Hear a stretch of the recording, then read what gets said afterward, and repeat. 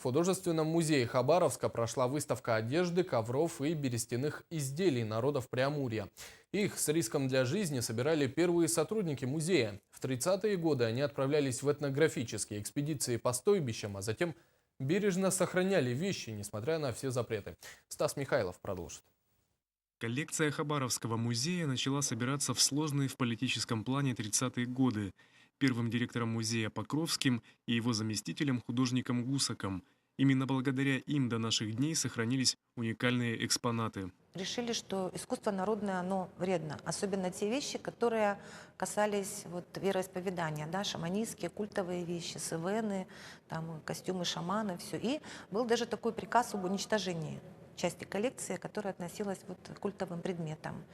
И нам доподлинно известно сегодня, что и Покровский, и Гусак, они прятали очень многие вещи. В 1937 году, отчасти из-за истории с народным искусством, первого директора музея расстреляли. Однако коллекция сохранилась и начала активно пополняться в 60-е годы. Ковры с традиционными узорами, шапки, обувь и даже халат из рыбьей кожи от известных мастериц. Сегодня вопрос с сохранением традиций стоит очень остро. Мастеров, которые занимаются по-настоящему традиционным ремеслом, можно сосчитать по пальцам.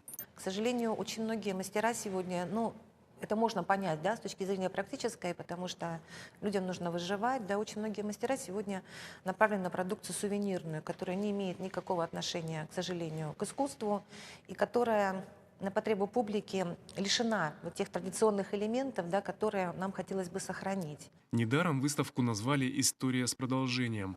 Организаторы попытались обратить внимание на перспективу сохранения традиционного искусства. Стас Михайлов, НВК «Саха», Хабаровск.